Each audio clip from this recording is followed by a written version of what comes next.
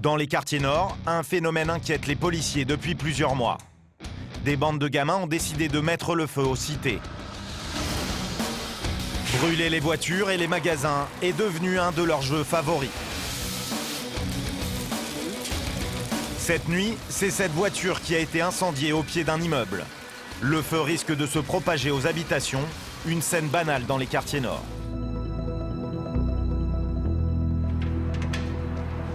Ce matin, briefing à la CSI, la compagnie de sécurisation et d'intervention. Je l'ai fait ces derniers jours, on m'a s'axé là-dessus. Donc 2 véhicules en tenue, 2 véhicules en civil, en gros on va mettre une quinzaine. Pour Michel, 30 ans de métier et crâne rasé. Objectif du jour, tenter d'interpeller ceux qui font flamber Marseille. Donc on va essayer de tomber sur une équipe dans l'après-midi, si on a un peu de chance. On espère en faire une équipe dans l'après-midi. Début de patrouille dans les quartiers nord. Direction les cités du Clos-la-Rose ou de la Busserine. C'est des cités, entre parenthèses, dites à risque. Donc c'est sûr, on est tout de suite prêt à partir. Très vite, faire le maximum en très peu de temps et puis évacuer. C'est pas une question de peur, mais sécurité des fonctionnaires en priorité et du matériel également. Après une demi-heure de patrouille, premier appel. Les incendiaires viennent de frapper dans le quartier de la Castellane. Deux fois 100 mètres carrés. Il y a 2 incendies séparés de 2 fois 100 mètres carrés. C'est une bande de 6 jeunes qui auraient mis le feu dans leur quartier. Les hommes de Michel en ont déjà arrêté 4 en flagrant délit. Mais 2 autres ont réussi à prendre la fuite. Protéger 782, tu as signalement des 2. Pour Michel, pas question de les laisser s'échapper. 15 ans, habillé tout de blanc, un peu fort de corpulence, habillé tout de blanc, petite sacoche blanche, Adidas, en bandoulière. Ouais, reçu, c'est encore au niveau du champ entre la Bricarde et Castellane, c'est ça?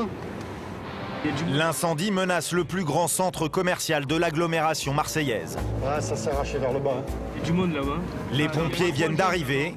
Il y a beaucoup de fumée provenant du terrain vague situé en contrebas. Là, la Castellane en bas. Les mecs, ils sont pas montés. Ouais, ils sont partis là, en courant à la pente. On va faire le tour. Un coup de Mistral et le feu peut se propager aux bâtiments et aux habitations. Mais pour Michel, pas le temps de s'arrêter pour constater les dégâts. Sa priorité, c'est de rattraper les fuyards. Et pour ça, il essaie d'obtenir un maximum d'informations de la part de l'autre équipe.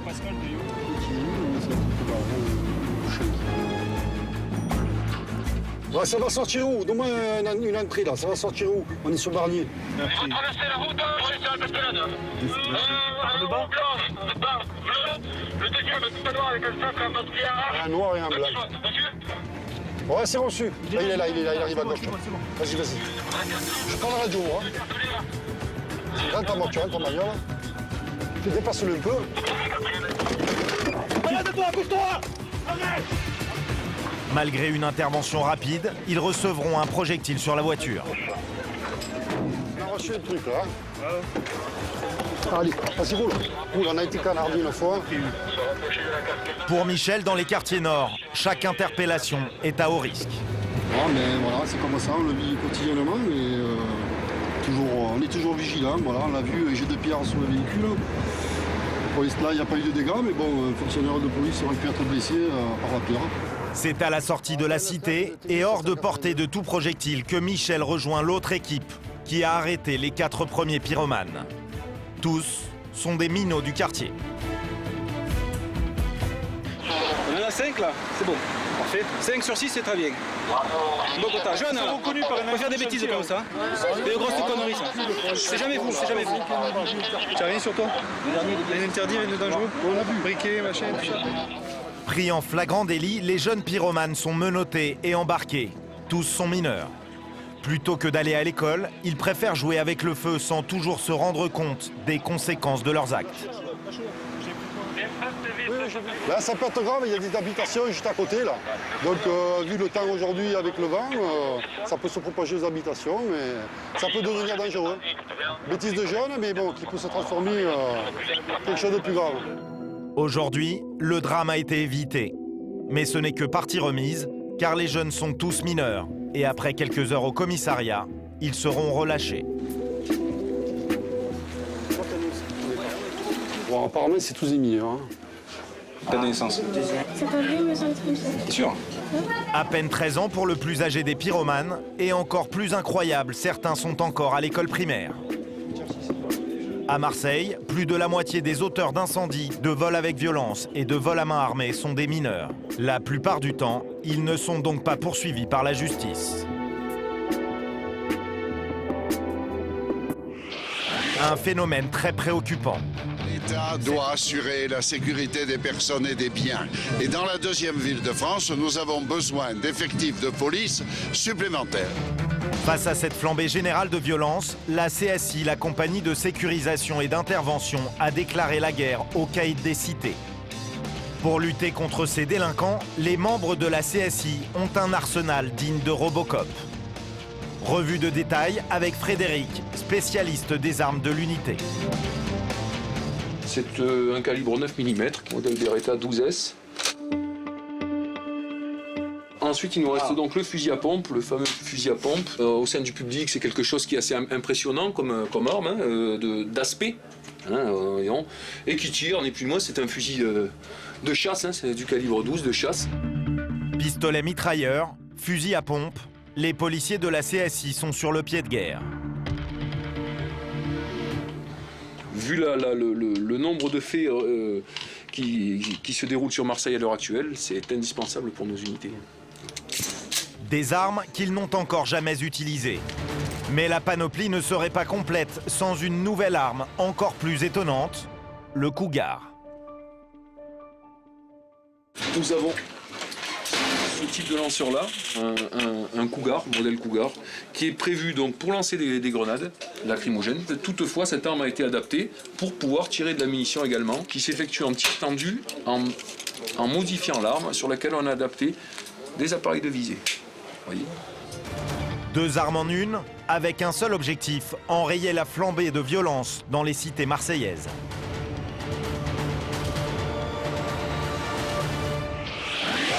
Pour cela, les policiers d'élite de la CSI suivent un entraînement intensif, digne de la guérilla urbaine.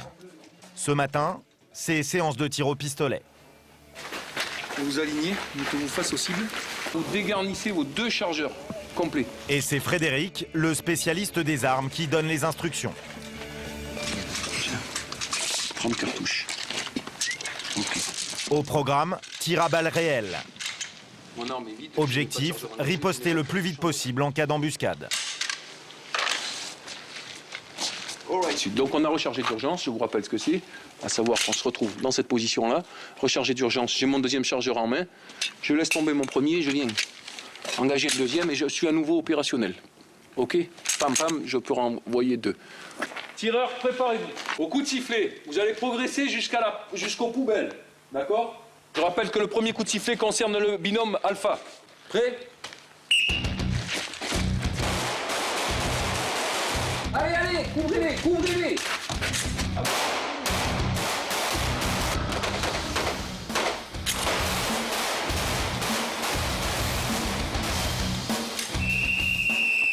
C'est bon. C'est bon, il est mort là. Voilà. Il a morflé là. C'est important pour vous de tirer? Ah oui. C'est jamais, hein. Parce qu'il faut rentrer vivant chez soi quand même. Il est 22 h. Ce soir, c'est Stéphane, 38 ans, qui va mener une opération anti-drogue dans les quartiers nord. Avec son équipage de 5 hommes, direction la cité Bassins, dans le 15e arrondissement. Une plaque tournante du trafic de drogue, considérée comme très dangereuse. Alors tu vois, tout ce qui est éclairé là, en long, c'est les coursives. Donc ils rentrent par une entrée, ils peuvent faire toute la longueur du bâtiment et ressortir où ils veulent. Des fois, ils nous tombaient des pavés, des pierres qui devaient faire dans les 1,5 kg, 2 kg, qui tombaient du 8e étage. Ici, Stéphane et ses hommes ne sont pas les bienvenus. Là, on des escaliers, tu vois, je les éclaire, tu vois, il y a toujours du monde. Il s'appelle Laurent Patrice. Là, ça va tomber, c'est sûr. J'ai les infos, c'est un deuxième étage. C'est sûr, ça va tomber. T'as vu, je te l'ai dit, tu vois. À peine arrivés dans la cité Bassins, leur véhicule est immédiatement repéré et caillassé. Ce que les trafiquants de drogue défendent, c'est leur territoire et leur business. Car pour les consommateurs de la région, cette cité est considérée comme un véritable supermarché de la drogue. La cité Félix Piat, surnommée le McDrive de la drogue. Au pied de ces immeubles, les dealers se relaient 24 heures sur 24.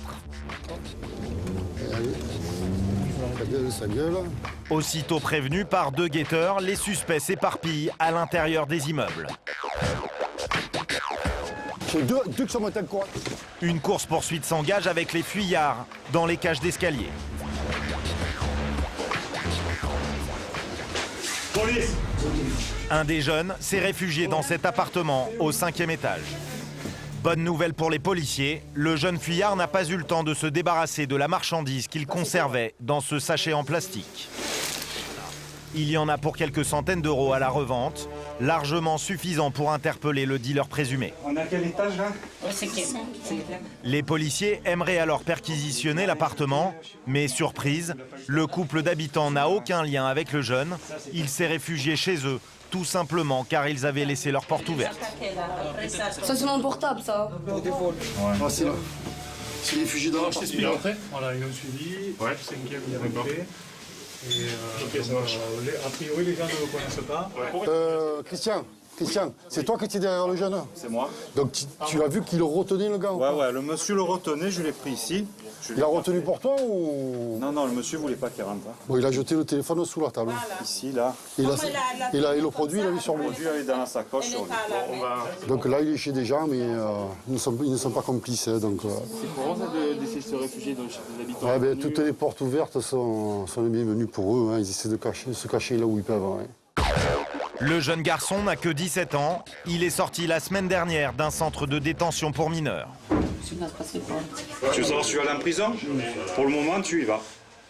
Tu es connu pourquoi? Ouais. Le dernier, c'est quand? Il n'y a pas longtemps. Voilà. Oui, mais ça va, j'ai pas d'excuses. Je vous dis la vérité. Pour aujourd'hui aussi, tu n'as pas d'excuses. Hein? Ah ouais, ce que tu as sur toi, c'est pas moi. Oui. Tout juste sorti de prison, il risque d'y retourner très bientôt. En attendant, direction la brigade des stupes de Marseille. À l'extérieur, des renforts ont été appelés pour sécuriser l'intervention. Michel et ses hommes doivent s'extraire rapidement de la cité pour éviter d'enflammer le quartier. Opération réussie, mais le travail de la CSI est loin d'être terminé.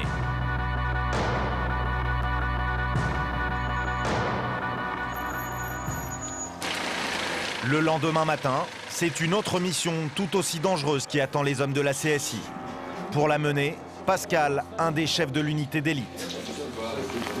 Ce sont mes frères. Lui se connaissait. Un vol à l'arraché a mal tourné. La victime, une cinquantenaire, a été grièvement blessée. Hier, en fin de journée, la police judiciaire a identifié les 2 agresseurs. Des hommes jugés violents. C'est l'un d'entre eux que Pascal et son unité doivent interpeller. Bonjour à tous. Alors ce matin, on va interpeller un individu. Alors cet individu a été l'auteur la semaine dernière d'un vol avec violence ayant entraîné 6 semaines d'ITT. 6 semaines d'interruption totale de travail, c'est dire si l'agression a été violente. Donc elle était tombée au sol, ils lui ont arraché le sac à main. Elle est tombée, elle était polyfracturée. Fracture de la clavicule, fracture de l'avant-bras, fracture du poignet. L'interpellation va avoir lieu dans un squat. Les policiers se préparent à une intervention musclée. Ok, bon, ça risque de gueuler un peu dans tous les sens. Mais nous, il faut qu'on fasse qu'on sécurise. Allez, action les gars. C'est donc une véritable opération commando. Il est 6 h du matin. L'objectif est de cueillir l'homme recherché pendant son sommeil afin d'éviter tout dérapage. Les policiers commencent par sécuriser les alentours du squat.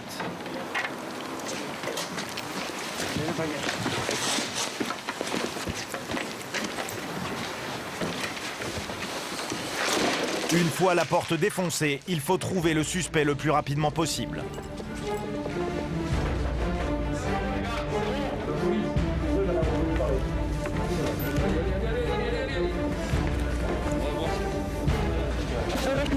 Endormi au premier étage, l'homme n'a opposé aucune résistance. Vous avez une pièce d'identité? Donc, vous êtes en garde à vue pour violence volontaire aggravée. avec un vol également. Ça vous dit rien? Bon, de toute façon, vous expliquerez sur tout ça, vous serez auditionné. Ok? Donc je vais vous notifier votre garde à vue, je vais vous notifier votre droit. Ok? Vous voulez un avocat, vous voulez un médecin? D'accord, ok. Donc vous êtes en garde à vue pour une durée de 24 heures. Avec possibilité de prolongation de 24 heures supplémentaires sur accord du procureur de la République. Vous avez tout compris? Une opération couronnée de succès. On a pu donc facilement trouver l'individu qui était recherché. La perquisition va débuter. Nous avons déjà avisé le service enquêteur qui est ravi de cette interpellation. Malgré le succès de l'opération, l'homme de 19 ans sera libéré sous contrôle judiciaire. Son complice présumé a lui été écroué à la prison des Baumettes. Les vols violents, il y en a une vingtaine par jour à Marseille. C'est l'un des principaux fléaux, en augmentation de 15% en 2010. Et souvent, c'est dans les transports en commun que se concentrent les agressions. Ludovic, 37 ans, fait partie de la police des transports. Il est bien décidé à lutter contre ces délinquants qui pourrissent la vie des Marseillais. Depuis plusieurs semaines, Ludovic traque une bande de jeunes qui sèment la panique dans le métro. Dernièrement, cette bande a commis un vol avec violence. Manque de chance pour les délinquants, cette agression a été enregistrée par une des caméras du métro. Pour identifier les auteurs, Ludovic se rend au centre vidéo de la RTM, la Régie des Transports marseillais. C'est ici que sont conservées toutes les vidéos du métro. Donc c'est le point stratégique de la RTM au niveau de la sécurité à Marseille. Bon, donc tu sais, pour l'agression qu'il y a eu tout à l'heure, là, donc on vient voir un peu comment ça se passe, si tu as pu sortir quelque chose. J'ai trouvé des images, nickel. Et on va voir le résultat, savoir si on peut exploiter la bande vidéo concernant cette agression. Ça part. Ouais, c'est celui-là. Ouais, voilà. Ouais, impeccable. Sur la vidéo filmée à la sortie du métro, apparaissent clairement deux jeunes garçons en haut de l'écran. L'un d'entre eux commence par quitter son blouson dans le but de brouiller les pistes. Puis il relève sa capuche pour dissimuler son visage. Ensuite, il repère sa proie, une vieille dame à droite de l'écran. Il y en a un là. Ouais, il se change. Là, mamie, elle est là, derrière. Tu vois? Il la suit. Hop, voilà, il fait le vol à l'arraché. Elle lâche pas. Il la traîne. Fais l'incliner, il met des coups de pied. Ah oui, elle prend un coup de pied. Sortir. Ouais, tu me le bloques quand on va voir le visage et tu me sors la photo. Là, encore celle-là. Tu me la sors en photocopier-colleur. Je te la sors en A4, comme ça tu as un beau portrait. Ouais, super. La photo avec l'auteur des faits là, va être diffusée aux équipes qui bossent en permanence dans le métro et dans les bus. Et on va essayer de l'interpeller. Bon, lui, il faut qu'on l'arrête, hein, mais JB. À peine le temps de repartir en patrouille que Ludovic reçoit un appel. À la station Saint-Just, au nord de la ville, une bande de jeunes vient d'agresser plusieurs passagers. Bouge, putain. Parce qu'au départ, ça peut être des violences, mais ça peut être une tentative de vol. Combien ils sont? 2, 3. Ils les ont pas retrouvés, ils les ont pas suivis. Les agresseurs se sont volatilisés. Une des victimes accepte de témoigner. Pour Ludovic, l'enquête commence. Il y a Cassin, ils ont commencé déjà à... Oui, parce qu'ils ont commencé à s'asseoir dans le métro. Et la femme qui était avec eux, elle était au téléphone, je me souviens, et ils gueulaient comme des malades, ils faisaient exprès. Et ben voilà quoi. J'ai voulu défendre quelqu'un. Et donc ils étaient en train de l'embêter. Et moi, j'étais à côté, donc j'ai voulu le tempérer. J'ai dit c'est bon, ça pourrait être ta mère et tout, parce que voilà. Et je me suis pris 3 gros taquets dans la tête, en fait, de toutes ses forces. Il m'a mis 3 gifles de toutes ses forces. Il n'y en a aucun qui a un signe bien distinctif que dans le lot, hein. Même s'il y en a un qui n'a rien fait. Il y avait une casquette, les cheveux défrisés, un peu longs. Défrisés, ouais, qui arrivent au niveau des oreilles? Un peu comme ça, là. Il arrive du défrisage, là. D'accord. Des cheveux longs sous une casquette, c'est un premier indice pour retrouver l'un des agresseurs. Tout ce qui concerne la violence, c'est des affaires qu'on lâche pas. Hein. Elle a quand même pris pas mal de coups. Hein. Ludovic reprend sa patrouille alors que le signalement de l'agresseur est transmis à tous les équipages de police. Vers 23 h, Ludovic reçoit un appel. Une patrouille a repéré une bande qui pourrait correspondre au signalement. Le jeune, il est parti par où, par contre? Franck, ils sont où, la position des mecs? Ils sont devant le métro, apparemment les collègues sont sur place. À droite, parce que dans la vie, ils ont vu les collègues, ils sont partis en cavalant, les mecs. Ce sont des individus survêtus avec des capuches. Les suspects traînent sur un parking, tout près d'une bouche de métro. Ils sont en train de fumer du hashish. Ça sent le chichon. Vous avez des pièces d'identité, quelque chose? Tu étais avec eux, toi? Un des jeunes interpellés a les cheveux mi-longs et porte une casquette. Cela pourrait concorder avec la description qu'en a fait la victime. Bon, jeune, qu'est-ce qui s'est passé à la station de métro, là, Saint-Just? Je sais pas, j'habite là. Il y a longtemps que tu es là? Mais ouais, ça fait au moins combien de temps? 1 heure, 2 heures? Vous étiez tous ensemble? Tu étais avec eux, toi? Ouais. Pourquoi tu as le cœur qui bat à 2000? Mais je me fais contrôler par la police. Tu as fait contrôler par la police, c'est pour ça que le cœur il bat fort? Mais il bat pas fort. Il bat pas fort ton cœur? Le chevelu il est tendu. Hein. Je pense que, Une nervosité suspecte, de la drogue. Ludovic en a assez pour placer les 4 membres de la bande en garde à vue. Ouais, j'aurais besoin d'un véhicule pour effectuer un transport. Donc j'ai 4 interpellés pour la tentative de vol sous la menace, tentative de violence métro Saint-Just. Toi, tu es connu des services de police? Pourquoi? Pour vol de vélo. Vol de vélo? Vol de vélo? Ouais. Ouais, tu étais petit. Pas maintenant. Et toi, tu es connu? Ouais, je connais. Pour? Pyromane et trafic de J'ai pas entendu. Pyromane et... Pyromane? Ouais, c'est... Tu aimes le feu? Mais... Eh, ma voix, c'est quoi pyromane? Non, et toi? Stup? Où ça, stup? Et stup, moi aussi. Où, toi, les stup? À la place Saint-Gabriel. Charbot ou le chouf?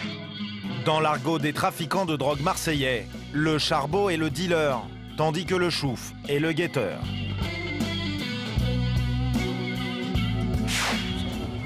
Ah, t'as une grande classe alors. Et toi, charbot ou chouf? Ah, toi, tu es moins haut dans la hiérarchie alors. Ah, ouais, pas charbot alors. Ils sont tous mineurs, mais pas vraiment débutants. D'ailleurs, policiers et délinquants se connaissent bien et l'ambiance est détendue. Oh, vous êtes aussi correct avec nous qu'avec les collègues, hein? Les jeunes. Oh, Mesrine. Tu vois, je fais confiance, les gars. Ah, attention à la tête. Bon, ils viennent d'agresser vol violence. Ouais. Donc on est en flag. Ouais. On a la victime. Je me suis déjà fait interpeller et... Là, vu que je vais ressortir et tout, il n'y a pas de souci. Sinon, j'aurais averti ma mère. Moi, le souci, c'est juste pour ma mère, c'est pas pour moi. On est là pour les arrêter, eux, ils sont là pour faire des bêtises. Bon, ils savent que les 3/4 du temps, hein, ils savent que c'est un jeu pour eux. Et puis c'est une façon, ils se font arrêter. Bon, ben après, rien n'empêche la discussion. Et la discussion, c'est au commissariat qu'elle va continuer avec la garde à vue. Même si Ludovic ne se fait pas trop d'illusions pour la suite des événements pour cette affaire.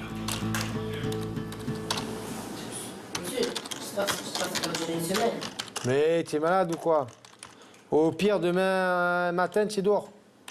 Quand tu es en garde à vue, ça veut dire qu'on va chercher si c'est toi ou si c'est pas toi. Vous correspondez à des mecs qui ont fait une connerie ce soir. Ces jeunes jouent au caïd. Ils rêvent tous de faire carrière dans le banditisme. Ah, mais tu gagnes tous les jours 20 000 € par jour. C'est mieux que 1 500 par mois. Il n'y en a pas beaucoup qui les gagnent. Après, si tu as une femme et que tu prends 5 ans au Boumette, tu crois qu'elle va t'attendre? Non, je crois pas. Maintenant, il faut que tu arrêtes de faire des conneries. On voit la descente pour nous aux enfers. Ils progressent, ils commencent par des petits vols, et puis après, ils s'attaquent à des vols violents, et puis après, ils montent au braquage, et puis voilà. Et ça se termine comment? Des fois mal. On le voit en ce moment, malheureusement. Alors qu'ils vont passer la nuit en prison, ces mineurs n'ont toujours pas conscience de la gravité de leurs actes. Demain, ils seront dehors. Pour eux, c'est un peu le jeu du gendarme et du voleur, grandeur nature. Des jeunes agressifs et incontrôlables qui s'en prennent aussi au matériel de façon totalement gratuite. Armés de couteaux et de marteaux, ils causent des dégradations qui commencent à coûter cher à la régie des transports et à la ville. Sur cette vidéo de surveillance, on voit de très jeunes garçons briser les vitres des portes du métro. Des casseurs en culotte courte que Ludovic aimerait bien coincer. On a été requis par la RTM pour un groupe de 6 jeunes qui, en sortant du métro, ils ont cassé une quinzaine de vitres de voitures. Ce soir, en effet, le groupe des apprentis casseurs s'en est donné à cœur joie sur une quinzaine de voitures stationnées à la sortie du métro. Il y en a au moins pour 5 000 € de dégâts. Cette fois-ci encore, Ludovic est prévenu par une patrouille. Ils ont cartonné toutes les voitures. Ils ont cartonné avant. Un équipage de police vient d'arrêter des jeunes correspondant au signalement des casseurs.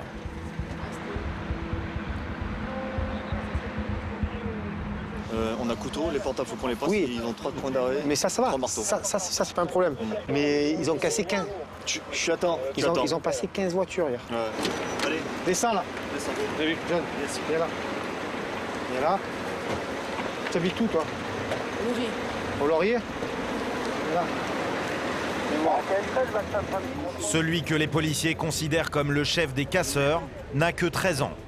Alors Ludovic tente l'intimidation. D'accord? Je vais te poser la question une fois. Une fois. Tu réfléchis bien. T'as compris? Tu n'as rien fait de mal? Ta garde à vue, elle se décide maintenant. Ou je te mets en garde à vue, ou tu vas partir à la maison. Je me souviens plus. Tu n'as rien fait. Lui, il va en garde à vue. Allez, dans la voiture là. La voiture là. Viens ici là. À toi maintenant. Ludovic n'est pas au bout de ses surprises. Un autre interpellé n'a que 10 ans. Il pourrait être en CM2. J'appelle ton papa ou ta maman, ils vont me dire que tu n'es pas sorti. On peut l'appeler, hein, j'ai le portable. Parce qu'on va les appeler, tu le sais, de toute façon c'est la loi. Hein. Le jeune nie, mais Ludovic a de quoi le coincer. Bon, là, qui c'est qui a décidé de voler les marteaux? Les marteaux, qui c'est qui a décidé de les prendre? C'est pas moi. C'est pas toi? Il en avait un lui, sur lui? Ah ouais, marteau. Ah, il en avait un sur toi en plus. Et qui c'est qui te l'a donné alors? C'est quelqu'un. Quelqu'un que tu connais pas? Oui, je le connais. Tu sais que c'est pas bien de mentir. Je le connais, mais je sais pas comment il s'appelle. Ah, tu le connais, tu sais pas comment il s'appelle. D'accord.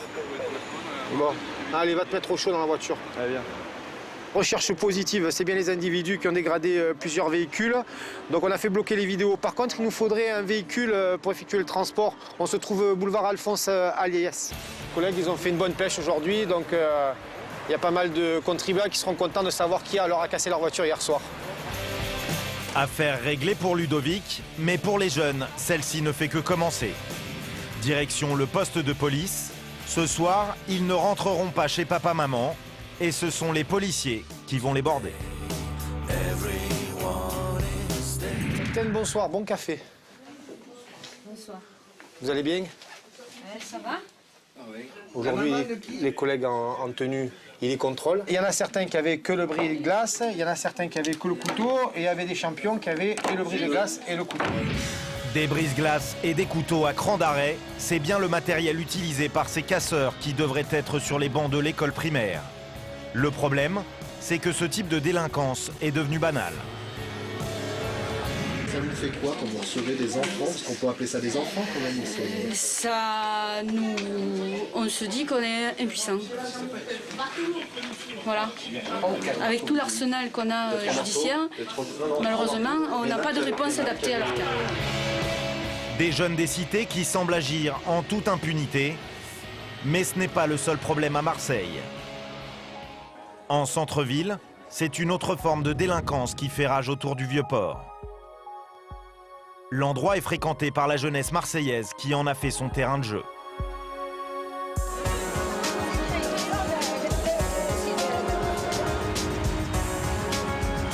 Alcool, bagarres, conflits familiaux, c'est le quotidien de Fabien et de son équipier Sébastien dans la brigade de police secours du 1er arrondissement. Leur terrain de chasse, c'est la nuit. Et ils sont souvent les premiers sur place en cas de problème. On a des premières parties de nuit qui sont assez animées, où il y a pas mal de missions de police-secours. Les vendredis, ça devrait pouvoir bouger sur le secteur Opéra, sur fin de nuit. Il y a toujours une bande qui zone, qui sont à l'affût du moindre gars un peu faible qui aura bu un coup, ou de nana. Ils agressent pas mal les gens, quoi. C'est des bagarres ou des agressions de fin de nuit. Il est 23 h. L'équipage des 2 policiers vient d'être appelé pour une bagarre sur le Vieux-Port. Ils ne savent pas ce qui les attend. Fabien, parti devant, rattrape un groupe de jeunes mêlés à la bagarre. Oh, on peut savoir ce qui s'est passé? Il y a eu bagarre, c'est tout. Et alors? Vas-y, c'est bon. Il n'y a pas de c'est bon. Il n'y a pas de c'est bon. Eh oh, comment ça que j'ai fait? Oh, tu lèves la main. Au milieu du désordre, un jeune homme sérieusement blessé au visage. On ne sait pas si c'est une victime ou l'agresseur. T'as morflé quand même. Vous êtes ensemble, hein? Donc ça c'est le reste du groupe, vous étiez tous les 4. Ah, au début non. Ton nom s'il te plaît. Mais pas facile pour le policier de comprendre ce qui s'est vraiment passé. C'est ce qui s'est passé. Non, c'est vague. Tu veux les pompiers? Sur le Vieux-Port, ce sont des dizaines de bagarres qui éclatent chaque week-end entre jeunes qui se provoquent les uns les autres. 91. Cela se déroule la plupart du temps à la sortie des bars ou des boîtes de nuit. Dès qu'ils peuvent éviter de nous voir, ça les arrange quoi.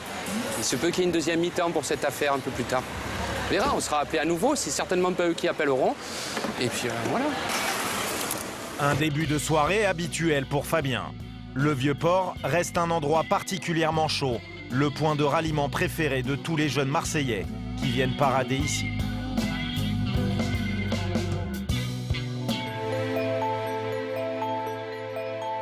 La patrouille continue dans les rues de Marseille.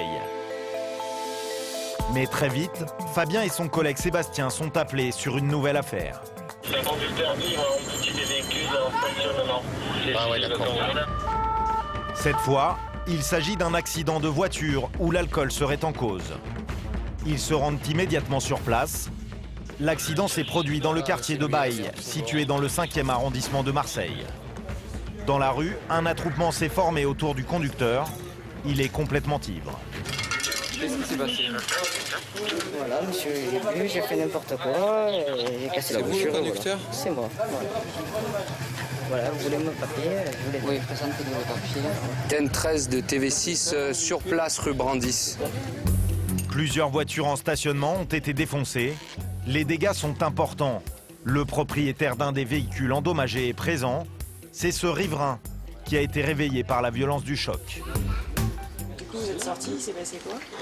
Du coup, je suis sorti, je lui ai dit qu'il avait touché la voiture et il m'a dit que non. Il m'a dit que non, Il disait qu'il touchait pas la voiture. Il n'avait pas touché la voiture, j'ai haussé un petit peu le ton et de là, il a voulu me taper, il m'a traité tous les noms, bâtard, je sais pas qui, je sais pas quoi, il a balancé mon portable, il ne marche plus du coup. Voiture et portable détruits. Sale nuit pour ce propriétaire qui dormait tranquillement. Quant au conducteur ivre, il a 22 ans et travaille dans le bâtiment. Fils de gendarme, il est en train de prendre conscience qu'il risque gros. Voilà, il habite à 5 minutes et il rentre chez lui. Là, il est marron, là. Bon, on va faire souffler, on va vérifier le taux. Mais il n'y a pas de blessés, déjà, ça va. Le jeune homme préférerait continuer sa soirée sans les policiers. Venez avec nous? Pas déconner. Ah ouais, non, mais là, on choisit pas. Pas de traitement de faveur, il est embarqué direction le commissariat de Noailles, dans le 1er arrondissement de Marseille. Pour Fabien, quelle que soit l'intervention, on retrouve souvent les mêmes causes. De toute façon, on retrouvera toujours l'alcool. Hein. Soit à pied, en bagarre, en voiture. Là, c'est classique. C'est le week-end, ouais. Arrivé au commissariat, il est encore sous l'effet de l'alcool. Ce qui est bien, c'est que j'ai pas de lacet aux chaussures. Voilà, c'est là, derrière, ici. Allez, c'est parti. Et il va être soumis à un alcotest obligatoire.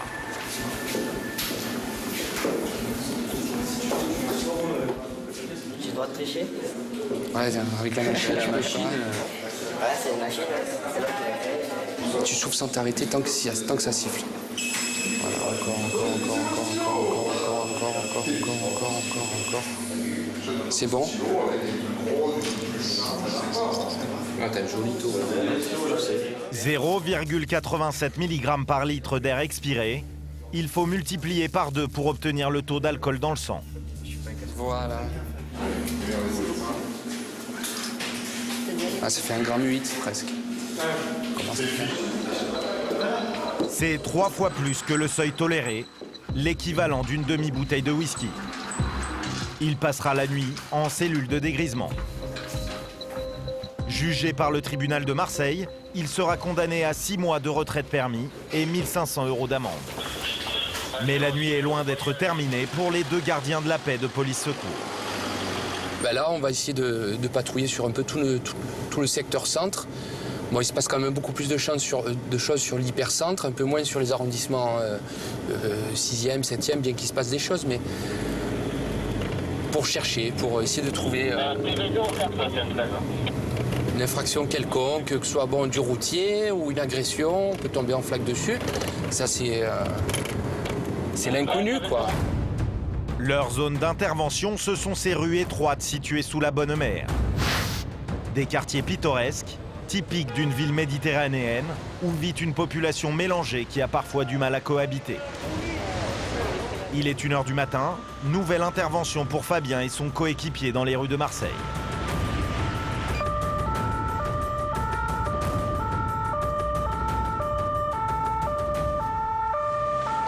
C'est là-bas. Des riverains inquiets ont signalé une bagarre. Sur place, la situation est à 2 doigts de dégénérer. Une bataille entre légionnaires et Mexicains. C'est pour ça qu'elle m'a appelé, parce qu'elle a vu que ma fille était ouverte. Non, mais c'est moi la victime. C'est cet homme qui m'a tapé sur la tête.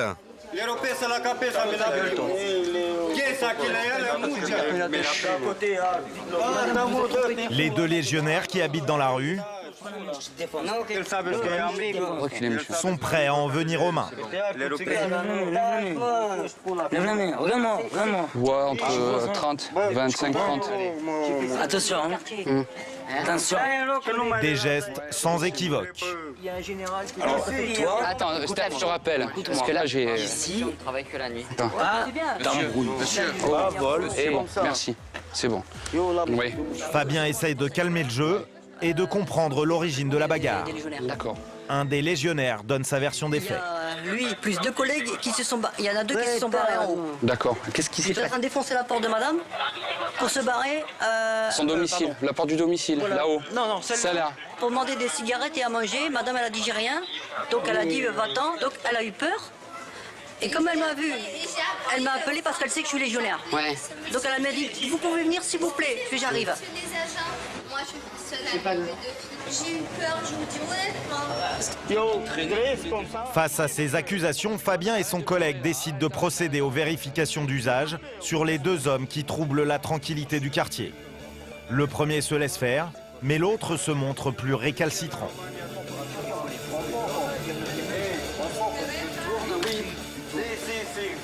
Tous les jours, il me demande un verre d'eau. Je lui donne un verre d'eau. Je n'ai rien, je n'ai pas de drogue. La cocaïne, ça ne me plaît pas. Ni la marijuana que vous avez ici. Vous savez, un peu de respect, ça ne ferait pas de mal. 3 fois, il m'a tapé sur la tête. 3 fois, je vous dis. Donne-moi ta pièce d'identité. Face à l'absence de dégradation, Fabien est obligé de laisser partir les 2 hommes. Cassez. Allez, hop. Oh. Ici, là. Terminé. Tu as compris? Non, il n'y a pas d'amigo là. Il n'y a pas d'amigo là. D'accord? Alors tu prends ta femme, ta sœur là et tu t'en vas. Allez. Allez. Le légionnaire espérait que les 2 hommes seraient embarqués par les policiers. Une situation qui l'exaspère. Il ne veut pas en rester là. Tous les jours maintenant ça devient de pire en pire. C'est agression sur agression. Et de plus en plus ils cassent les voitures pour dire de s'amuser. Soit les rétroviseurs, les portes de voiture, les antennes. Il y a les gens, les agressions des personnes âgées, les femmes toutes seules, les femmes avec les enfants. C'est pour ça que moi j'ai demandé à faire sécuriser le quartier. Voilà. Le problème pour Fabien, c'est qu'ici certains habitants ont le sang chaud. Les légionnaires voudraient faire eux-mêmes la police. Non, ce qu'il faut, c'est défendre notre quartier. Il faut faire plusieurs gaillards. Si jamais ils bougent, moi j'aimerais vous appeler aussi. Parce que ce qu'il faut, c'est défendre notre quartier. Pas créer des milices. C'est quand même relativement calme. Oui. Ça va me faire de milices, je veux dire. Mais on se mobilise, les gaillards du quartier, quoi. Et on fait en sorte qu'ils ne retournent pas le quartier, tout simplement. Moi, j'ai ma voiture, j'ai mon scooter. La dame, voilà, j'ai pas envie qu'elle se fasse agresser tous les soirs ou qu'elle ait peur. Et depuis 2 ou 3 ans, des petits soucis. Il se passe des choses. Là, ça reste des incivilités, si tu veux, mais les gens se méfient et ils ont peur, ils veulent rester tranquilles. Et ils nous appellent. Alors, s'ils nous appellent, il faut qu'ils se plient à ce qui existe vraiment. Il y a des textes, il y a des lois, c'est comme ça. Sinon, on les laisse faire, mais on ne vient pas. Et après, on vient, on compte. Les règlements de compte, cela arrive à Marseille. Ici, le travail de Fabien et de ses collègues policiers est parfois plus difficile qu'ailleurs. Il vient d'être appelé sur un différend familial et là encore, c'est l'inconnu.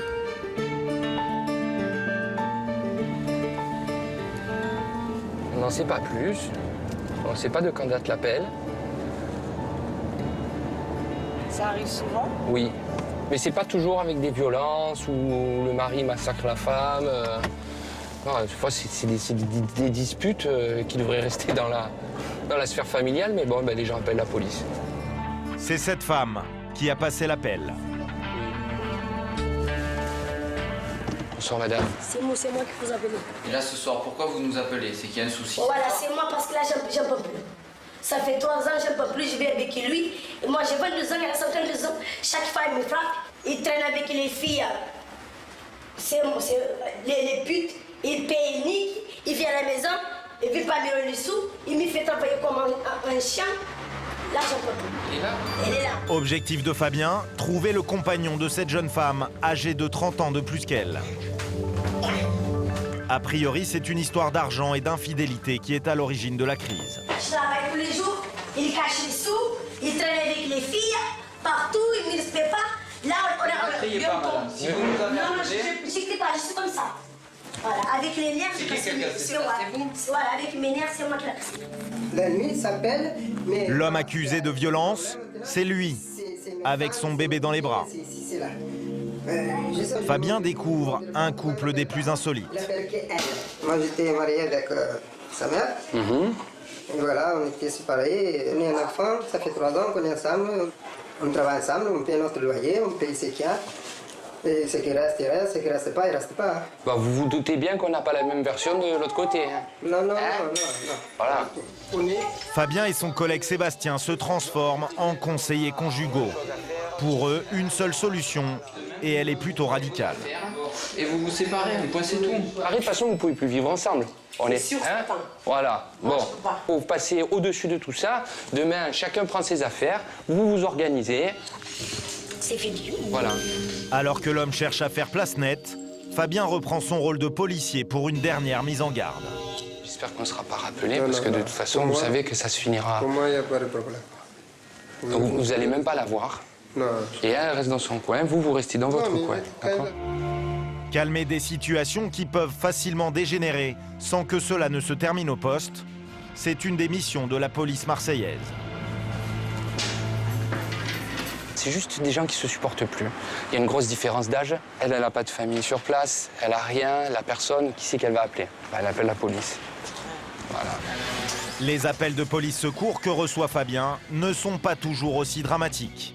Comme vous allez le voir, les situations rocambolesques ne manquent pas à Marseille. TN13, TV7 au contact des marins-pompiers à Longchamp.